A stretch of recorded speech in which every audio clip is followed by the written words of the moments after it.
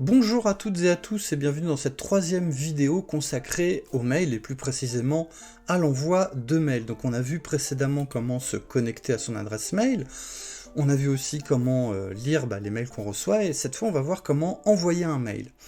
Alors je précise que ce qu'on va voir ici évidemment c'est sur Gmail, mais que vous utilisiez des adresses mail Yahoo, Hotmail, La Poste, ce que vous voulez, ça marche exactement de la même façon. Première chose à faire, on clique sur le gros bouton en haut à gauche qui s'intitule « Nouveau message » et ça nous ouvre, hop, cette petite fenêtre. Alors dans cette petite fenêtre, il y a plusieurs choses, mais on va d'abord s'intéresser à la première, qui s'appelle « A ». Alors A, ça veut dire à qui on veut envoyer ce mail, à qui on veut écrire. Si vous n'avez pas l'adresse mail de la personne à qui vous voulez écrire, il y a deux méthodes. La première, c'est que si vous avez son numéro de téléphone, vous l'appelez et vous lui demandez son mail. La deuxième méthode, c'est par exemple si vous cherchez un stage dans une entreprise, vous recherchez le mail de l'entreprise sur Internet. Alors, une fois que vous avez l'adresse mail, il vous suffit de la recopier. Alors là, en l'occurrence, je m'écris à moi-même, voilà, c'est mon adresse mail pro, mais c'est pas grave, c'est juste pour vous montrer. Et vous voyez, quand je commence à écrire, il me fait une suggestion en dessous. Ce moment-là, c'est l'occasion pour vous de bien vérifier qu'il n'y a aucune erreur d'écriture. J'insiste là-dessus. Souvent, dans les adresses mail, il y a un point entre le nom et le prénom. Parfois, il y en a qui mettent des chiffres. Parfois, il y en a qui vont écrire... différentes choses. Faites vraiment attention, il suffit d'une lettre en moins ou en trop, d'une lettre qui n'est pas au bon endroit, un point qui manque, un point en trop, etc. La personne ne recevra jamais le mail. Les adresses mail, c'est extrêmement précis, c'est comme les téléphones.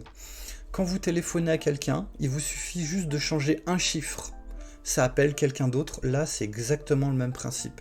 Donc prenez toujours quelques secondes pour bien vous relire quand vous écrivez le mail de la personne à qui vous voulez écrire. Juste en dessous, on a ce qu'on appelle l'objet. L'objet, c'est le sujet du mail. Attention, dans l'objet, on n'écrit jamais des phrases. C'est 2, 3, 4 mots grand maximum, et 3 mots même c'est déjà pas mal. Ça résume rapidement le sujet du mail que vous allez envoyer. Alors moi je m'écris à moi-même, mais c'est pas grave. Je vais appeler cet objet exercice. Voilà, c'est juste pour un exercice.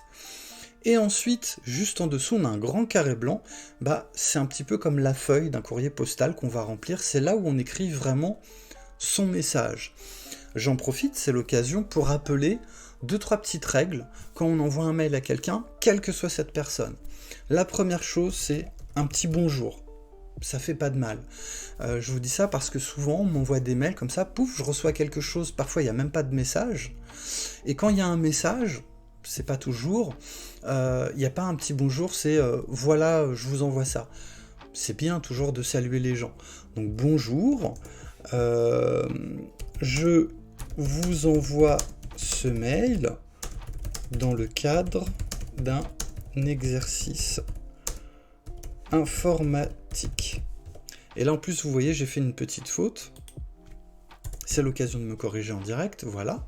Parce qu'il y a un correcteur orthographique ajouté dans Gmail. Et je conclus par un merci et bonne journée.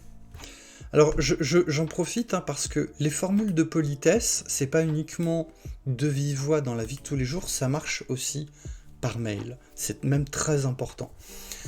Donc là j'ai écrit mon petit message et maintenant pour l'envoyer il me suffit de cliquer sur le gros bouton bleu envoyer et voilà c'est parti.